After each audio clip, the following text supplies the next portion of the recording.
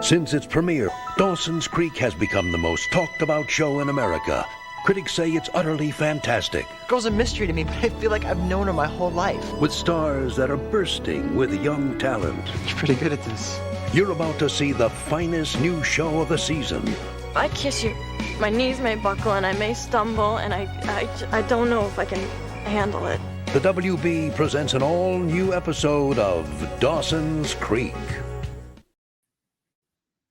Hey guys, welcome to my watch along for Dawson's Creek Season 1, Episode 8, entitled Boyfriend. If you guys haven't been here before, the way that I do watch alongs, in just a minute, I'm going to switch over to my streaming service of choice where I'll be watching this episode. For me, it's American Hulu. So once I get over there, what I'll do is I'll give you guys a countdown from 3. I'll go in 3, 2, 1. And when I say play is when you would press play on your copy of this episode at home if you choose to watch it along with me. And another thing, guys, that I realize I've been forgetting for a couple weeks as I've been doing these watch alongs. I always start my watch alongs at absolute zero because that seems to be the easiest thing for me to explain to people how I do the watch alongs. So just again, I always start my watch alongs, no matter what I'm watching, whether it's Dawson's Creek, whether it's a movie, whether it's anything, at absolute zero. All right, guys. So with all that out of the way being done with, I will go over to Hulu for me and give you guys the countdown in just a few moments.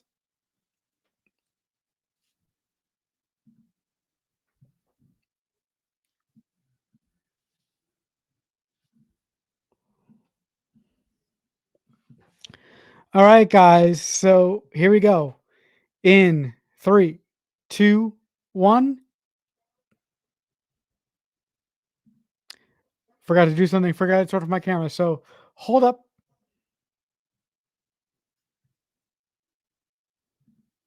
There, all better. All right, let's try this again. In 3, 2, 1, play.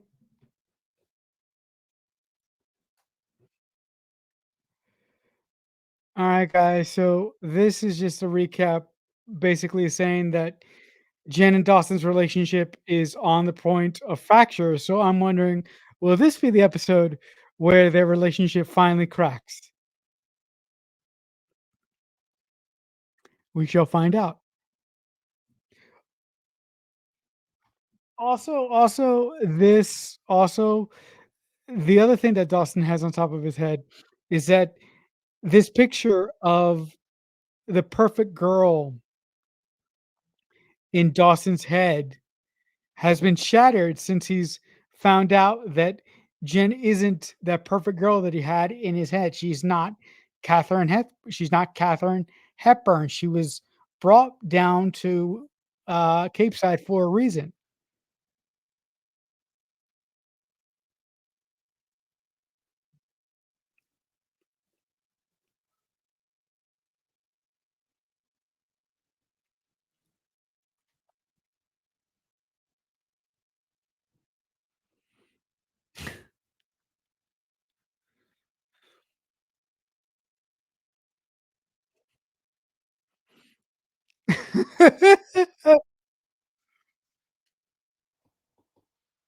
This this brings back memories, although I've never been entrusted with the care of a child, thank God.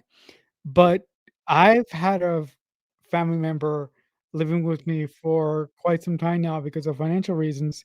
And to put it succinctly, I haven't been myself since they've gotten here.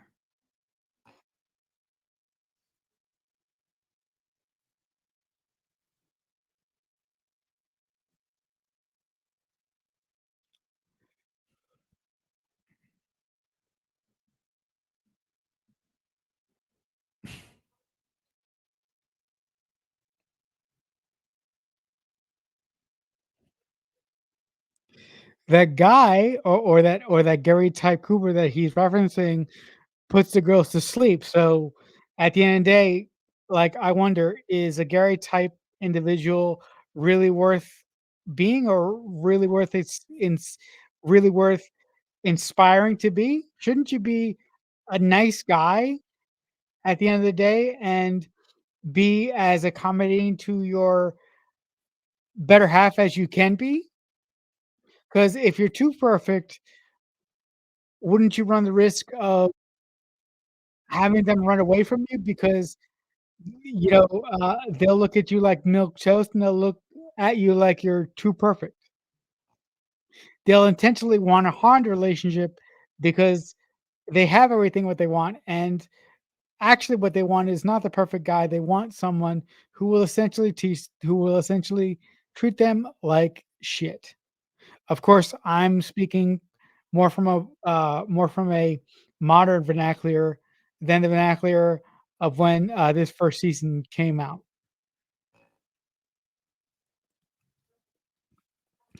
And of course, we get to see the new dynamic between Mitch and Gail and to see to see how Mitch is going to handle Gail's infidelity and how they're gonna try and find connections with one another after Gail's betrayal of the marriage. So we'll see how that plays.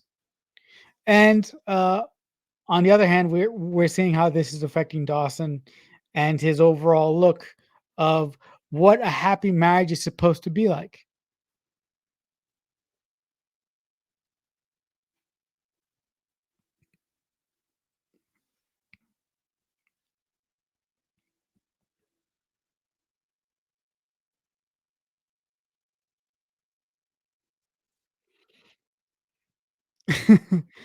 Trust me, man. You're preaching to the choir, guys. Pacey's preaching to the choir here, because I've had it said by multiple friends that I basically live in the New York equivalent of Cape Side. So when he says this is the most boring town ever, I can relate with him 100% without a doubt. And of course, here's the big bad, uh, Jennifer Lindley's boyfriend from New York. So it'll be really interesting to see what strenuous dynamics he brings to us while he's a part of the show.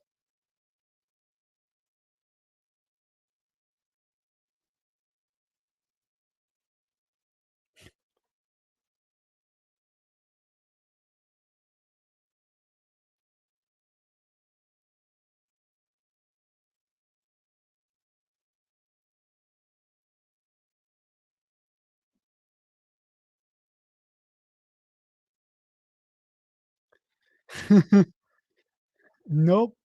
In other words, you're walking, my friend. You fucking walking.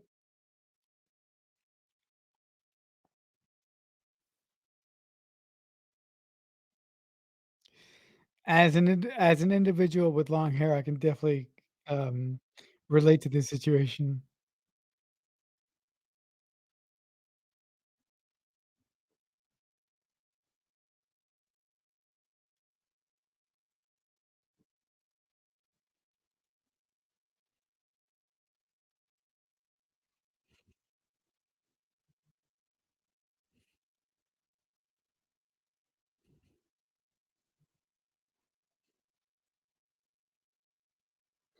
In 2 to 3 years, Joe will be such a different person that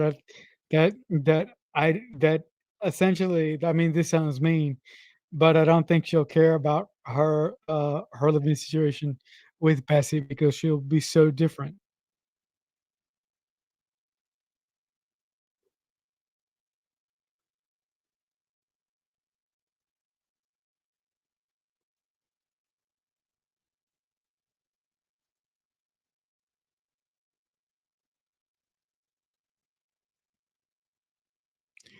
Oh no, they might shatter. I'm just saying. I don't know for sure. Well, like I do know for sure, but if you're watching this for the first time, I don't wanna spoil how they're gonna shatter, although I kinda just spoiled it there. You'll just have to trust me in that, uh, I will be here with you while Dawson's relationship with Jen shatters into a million fucking pieces, largely because of that guy that looks like he got his wardrobe from a 1990s Martin Scorsese movie.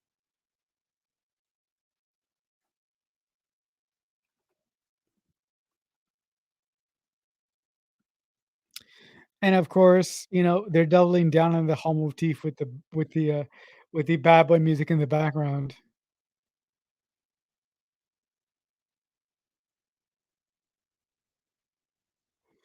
Also, it's such a pleasure how people could just walk into school in the 90s and the early 80s.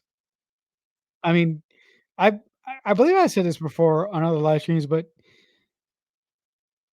like the 80s and the 90s and the early 2000s was such a different time.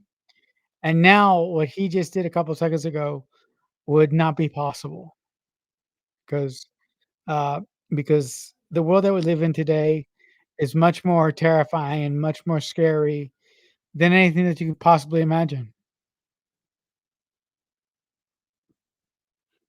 I mean, this this is just my opinion though. I don't want to put I don't want to put thoughts into your guys' heads about uh, uh, um, uh, your views of the world. I'm just saying, you guys are smart. You guys are smart. You know what I'm saying. And look, there's no, but he's not Noel in this series. He's Clifford. That doesn't that doesn't seem right. Every time I see him, I get no, no, no, no, no.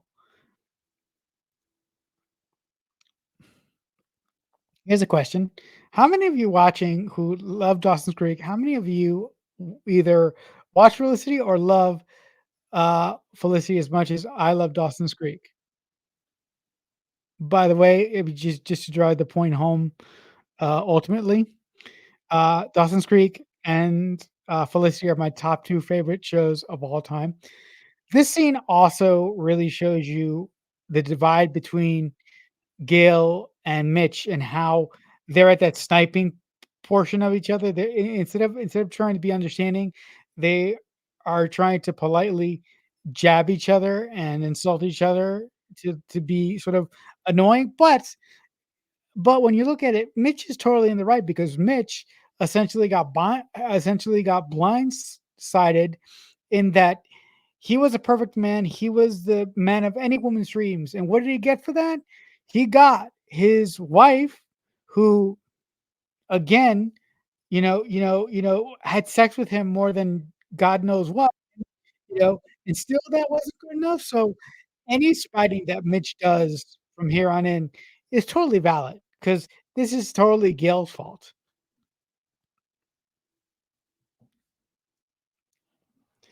And and I really love how Jen is trying to politely tell her boyfriend from New York that she has turned over a new leaf and that she has changed. But as often as we've seen often in real life and pop culture, when you love someone and you're able to, chase them across the or drive through where they live, it's very hard to fall in love with someone and then from day to night, have that person be removed from your life, either by choice or not by choice. And I think that Jen's situation, at least early on, wasn't by choice, but now, like I just said 2 seconds ago, she's trying to turn over a new leaf. So it totally, totally makes sense from a writing aspect and from a real life aspect.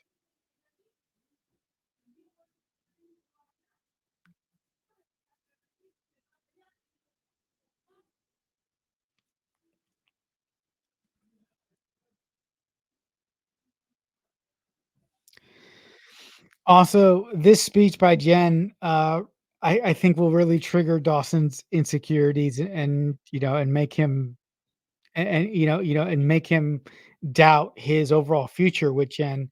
But that often happens with creative people. Uh, at least it happens for me. I can't speak for anybody else out there.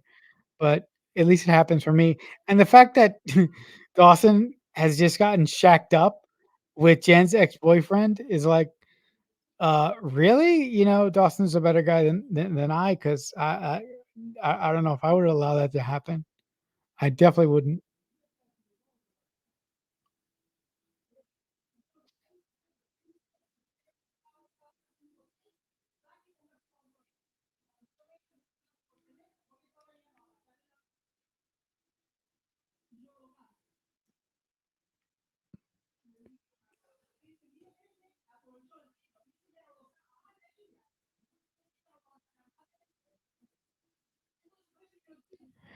Yeah, also, here's the thing.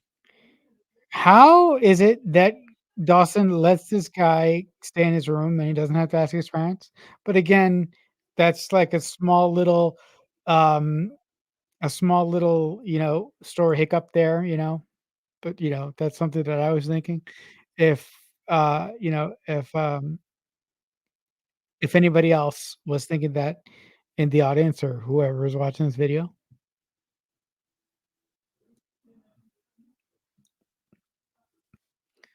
You were so not gonna split tomorrow, buddy.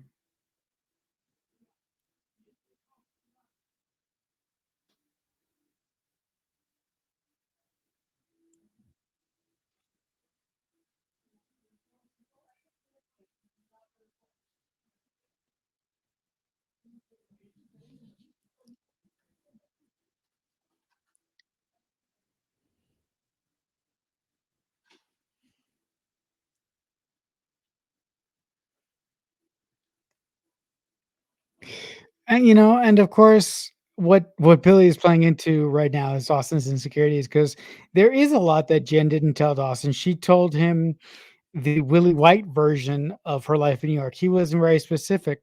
And the reason why I think that she wasn't very specific is because she knew that what she was going to say was going to turn him off and maybe put him more on edge than he already was when she dropped this bombshell.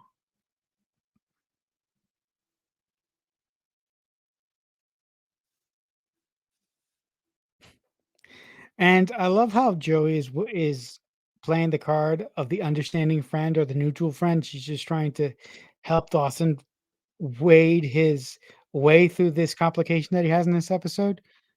Not not taking sides. She's trying to stay as neutral as possible, which is interesting considering her true motives.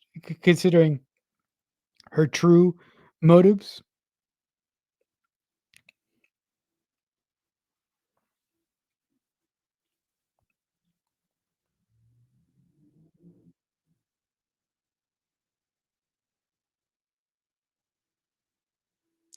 a bunch. And I really like how Dawson just tried to camouflage what he's going through now with his parents' potential divorce, but what he really was talking about was his feelings towards Jen and the fact that he has to deal with his and the fact that he has to deal with her ex-boyfriend at this point. So I think that was really smart by the writers to have Dawson mask that and to get pissed at Joey when she doesn't provide him the answers that he needs or she doesn't console him in the way that she needs or in the way that he needs, I should say.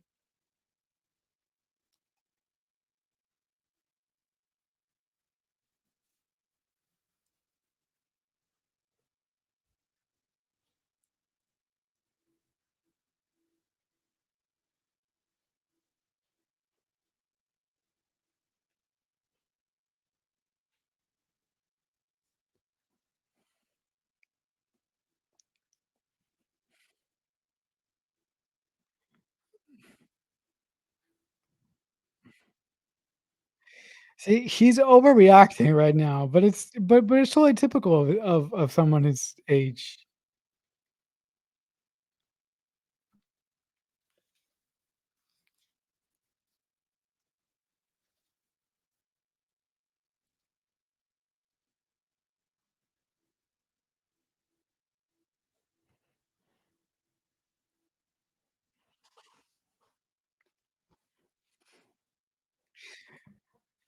It's complicated. That's a better word for it.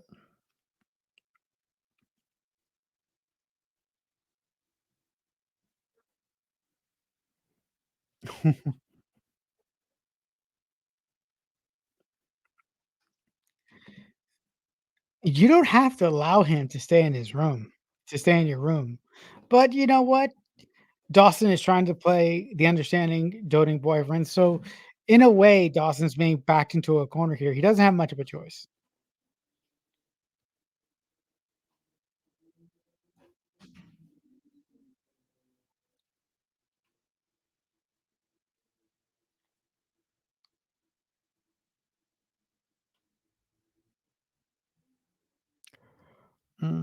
No, you don't. No, you do not.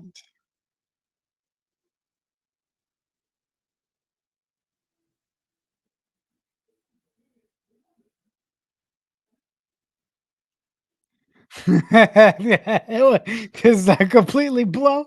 By the way, I just want to say the first time I ever heard of the English Patient is because of the show. I mean, I have seen the movie um since the first time I watched this show, but The English Patient is a tough watch, especially if you've never seen it before and you're not used to that type of film.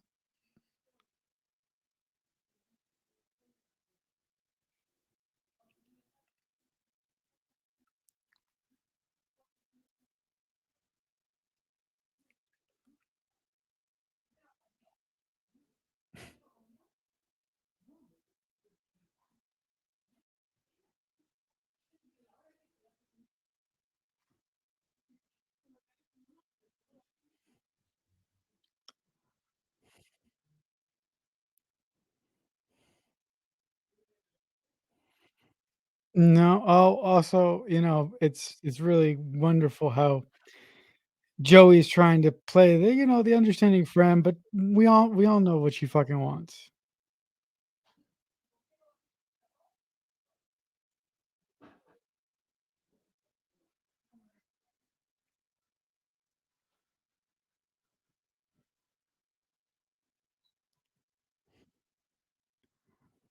Of course, I but, but at this point, I think Joey is in a little bit of denial. I mean, we all know how she feels about Dawson, but the fact that Jen is in between her and Dawson gives her an excuse not to take the next step and not to go into the one place or have that one conversation that she's been dying to have with Dawson, but she could be potentially afraid of having with Dawson. So, yeah, Pacey brought up some great points there.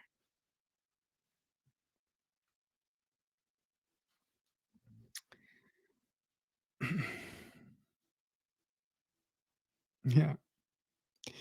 And despite what Dawson's dealing with right now with Jen and his ex-boyfriend is awful, but this is 100 times worse. It's just this is awful that he's being subjected to this, which again is none of his fault, but it's just a part of life.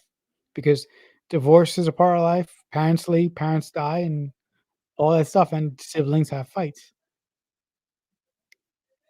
I remember one time when a family member of mine was over and she was having financial problems, and I walked to have dinner at the kitchen table, and I physically sat there watching them shout at each other at the top of their lungs, and I couldn't do anything, but I was just sitting there in terror, but they were so fucking loud, and I tried not to say a goddamn word because if I knew I said a word, I would get my head chopped off, which I didn't, but it's just very hard with family dynamic. It's very hard putting family dynamic it's very hard putting family dynamics and throwing in personal issues on top of it as well. Also, as someone who is not a Pacey and Joey fan, but has learned to appreciate them as I've gotten older, their chemistry, uh since moment one was very, very, very apparent. And anytime that they get together in the first season, even I am like, oh, these, oh, There's a bunch of repressed sexual tension here, and sooner or later, these 2 are gonna bone.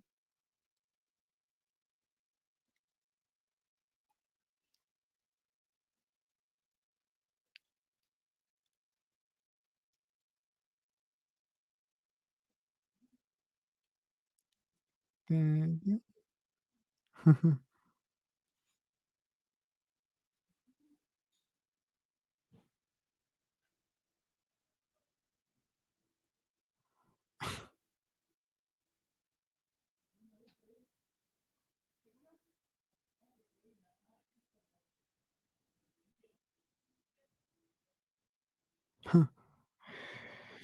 Also, I really like these father and son talks, in season 1 of, The Creek, but I don't think we get very many of them, at least in the first 13 episodes from what I can remember.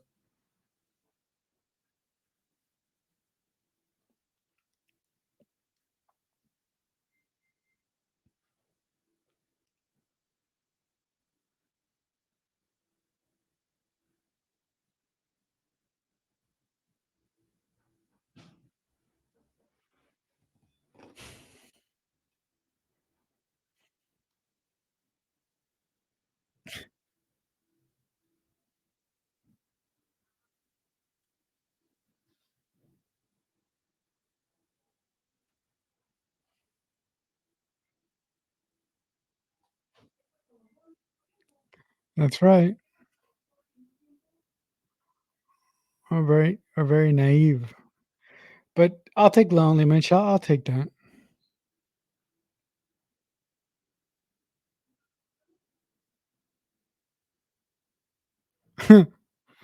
School lessons at the local Y, I like that.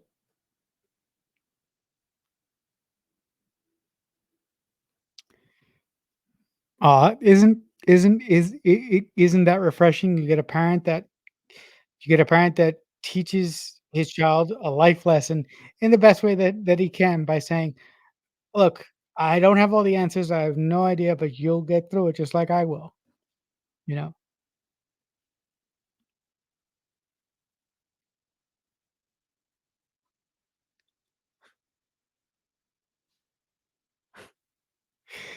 He's got a point, and as someone who has a ET figurine, also, I can relate.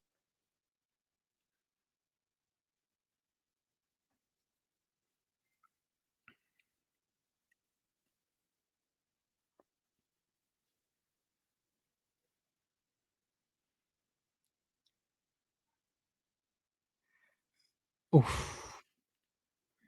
Line delivery was a little, funny there, but, I'll only complain about that.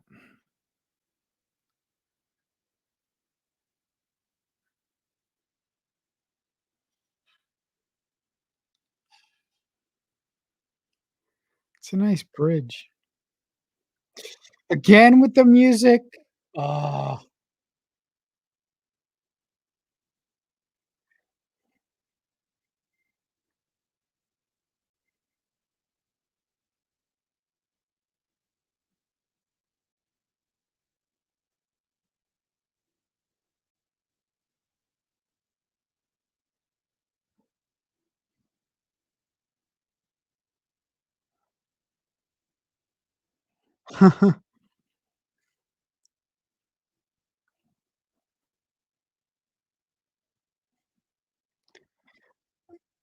Are you sure that's the girl of your dreams? Are you sure? I really think you should recheck the Rolodex of your mind because I think you just walked away from her.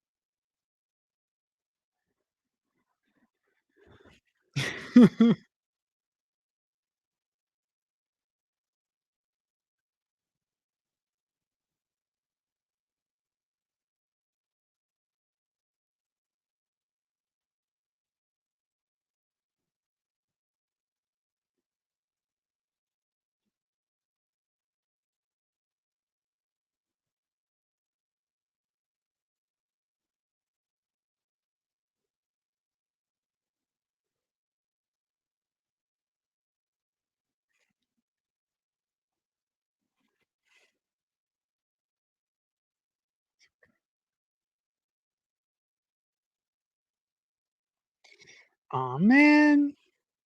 Look, I love Jen. I do, but Joey is just dream girl. And Katie is my wife in another reality.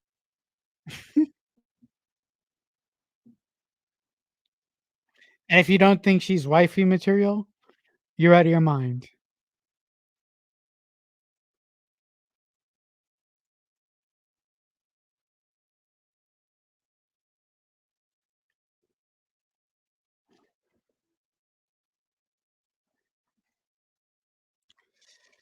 I have a feeling this is not gonna end well.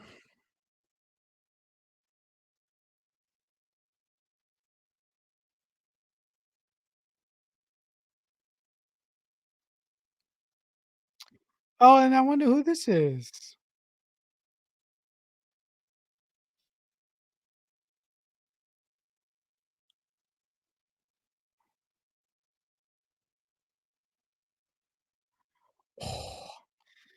That's gonna fucking light a fire under Dawson's, teenage loins.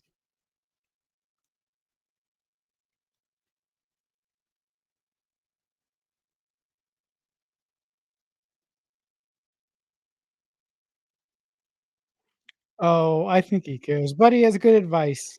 Because if you're not used to drinking alcohol, you know you might be thinking that you're drinking orange juice, but, you know, 5 drinks in, you might be, "Oh, shit, this is fun." 6, you might be, "Oh, fun," laughing and all, bubbly. When you get to 7 and 8, you're probably inches away from kissing a bucket.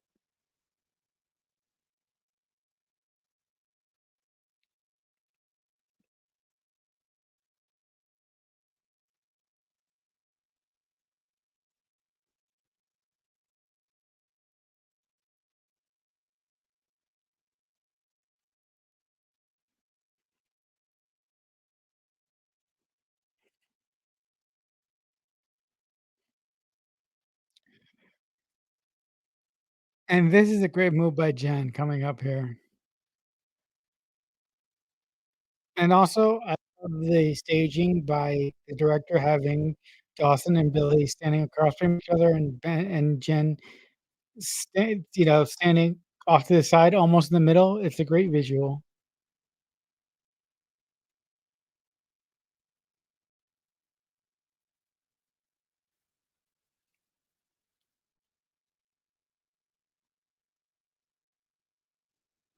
Like I said, I like the way that she handles this.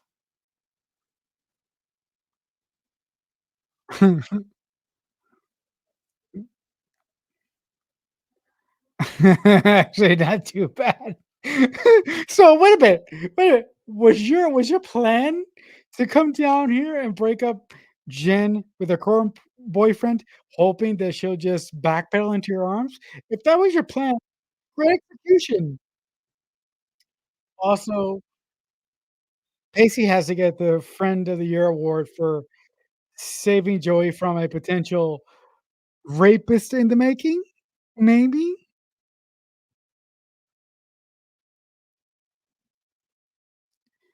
And oh yeah.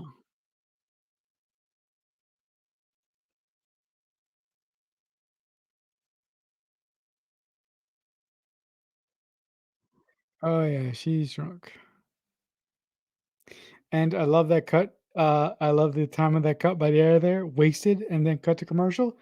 Nicely done, editor of this episode.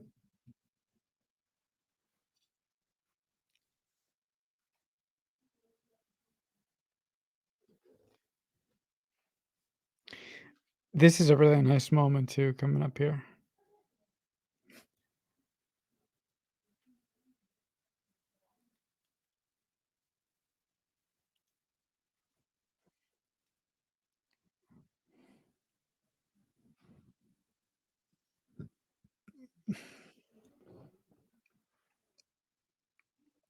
This is see now this presents an interesting situation because since Joey's drunk, she will say things in this moment that she would never say when she's fully conscious and fully aware of what's coming out of her mouth.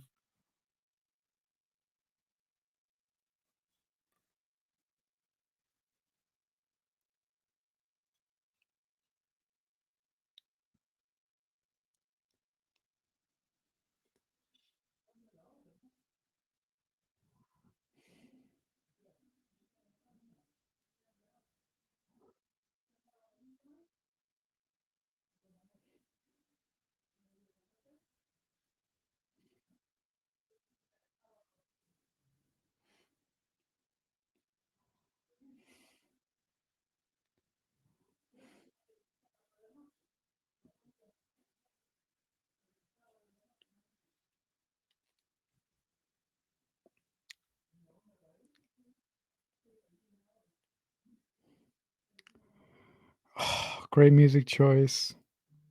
By the way, thanks to a very, very dear friend of mine, I have a copy of just pure score from this show, and it's one of my most prized possessions that I've ever had because the music of this show is fantastic.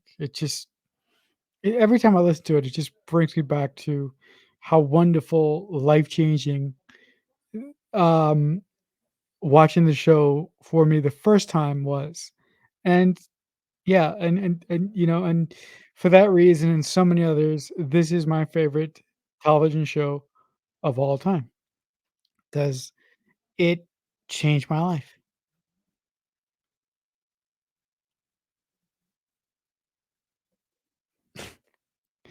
And of course, he's reciting scenes and lines from the English version here. So that's a nice job by the writer of setting something up and then bringing it back in a really interesting and in a unconventional kind of way.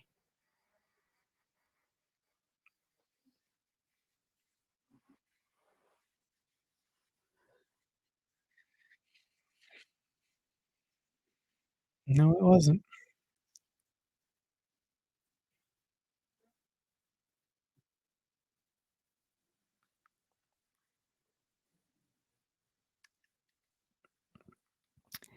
It is not, my dear friend.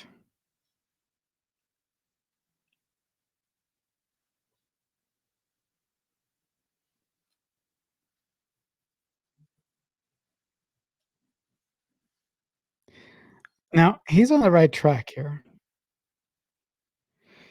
If they can remember why they fell in love with each other in the first place, I think that would start to push them back together and start to get them back on the right path.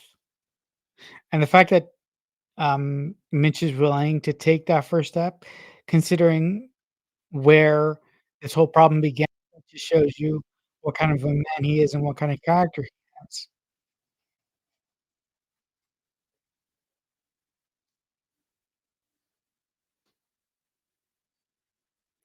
Wait, oh, this song has a double meaning. If you've seen the show before, this song elicits 2 feelings. One is this, but also it's something else that I won't spoil because we are seasons away from that. And if you haven't seen it before, that the other time that this song plays in the series is heartbreaking.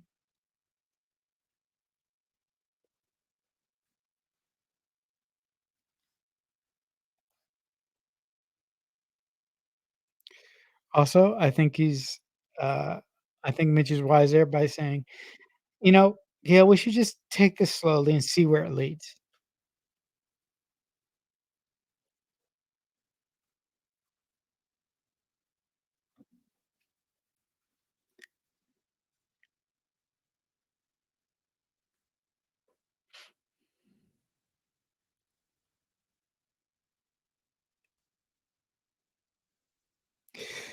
And here is, like, the cajillionth time that a character in the show points out the obvious thing to Dawson, and for the life of me, he cannot see it.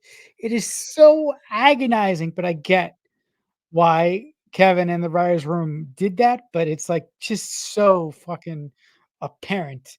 And when Joey I'm sorry, when Pacey spells it out here, it's great.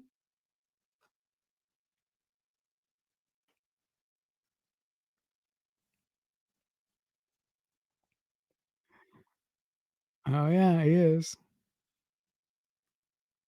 Or she is, I should say.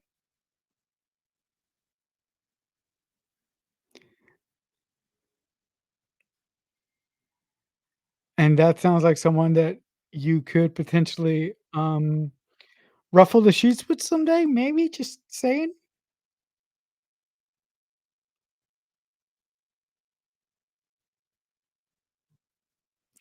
That is intriguing and interesting. The thing that the thing that they're actually talking about is what they should be talking about, and the f the whole, uh the whole debacle of this episode is kind of secondary when you consider, like Pacey just said, what they're actually talking about now.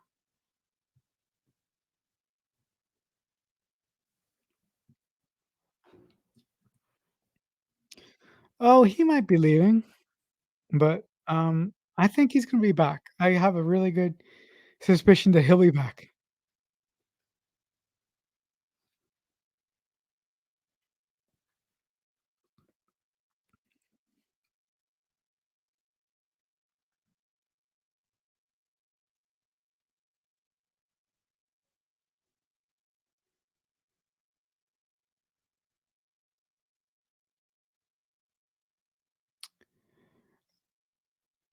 A story that for him to possibly come back in the future.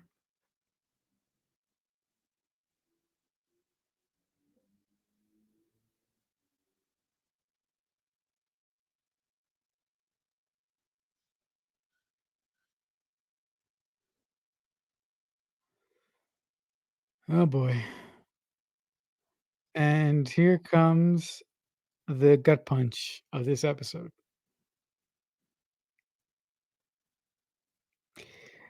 And you know what?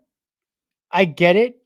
I do feel bad for Dawson, but I get it. And I'm completely on Jen's side. And I'm not just saying that because I want him to be with somebody else, but I get why Jen does this.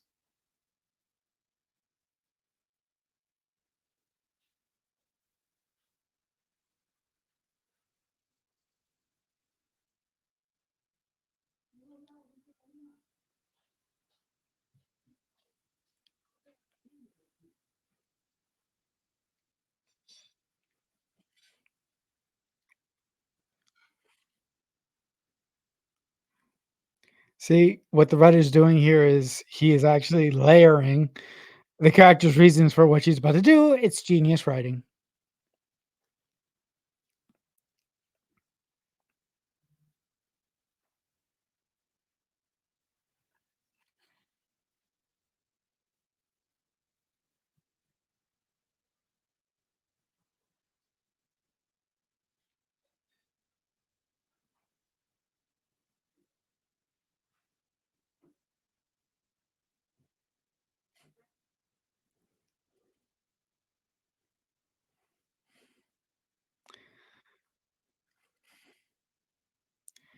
This is just a pitch perfect line delivery by Michelle Williams here is fantastic.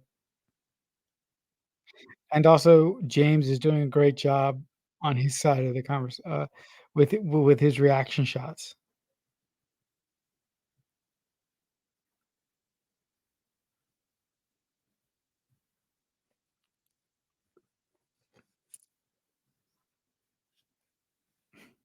That's a good line. Idealism. And that's a good, way to that's a great way to describe what Dawson has in his belief system. Boil it down to his ideal or his ideals.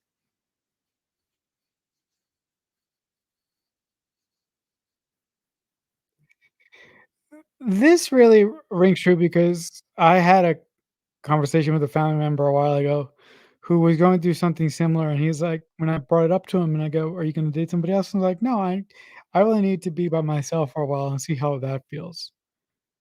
So, it's interesting that Jen puts it like that.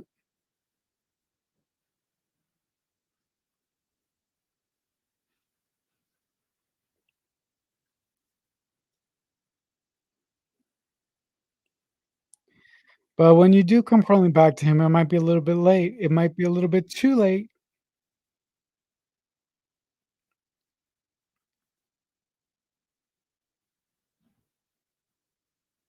Oof. Oh, of course, he's not. No, no, no. No, no, no. He wants to take it back, but he's not gonna.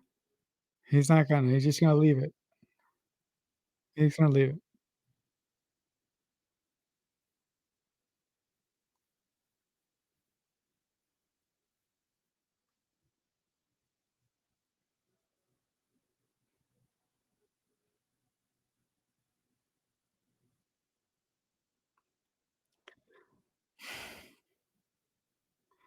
And that does it for this episode, guys.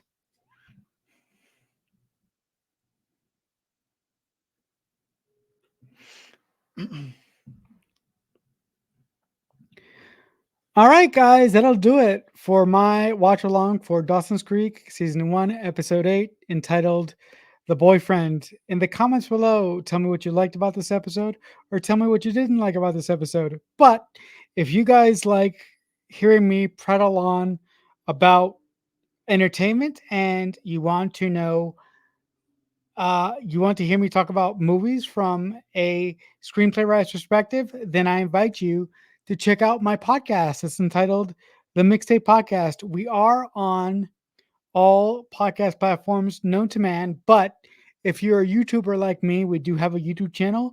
It's youtube.com/, the Mixtape Podcast. I will put a link down to the channel in the description below. So go over there, check out our videos, and if you like what me and one of my dear friends do over there, give us a like and tell someone who likes movies about our podcast. Spread the word so we can continue to grow on the algorithm of YouTube. But as I say often, thank you guys so much for watching. It means a lot to me. And as I say often, I'll see you when I see you.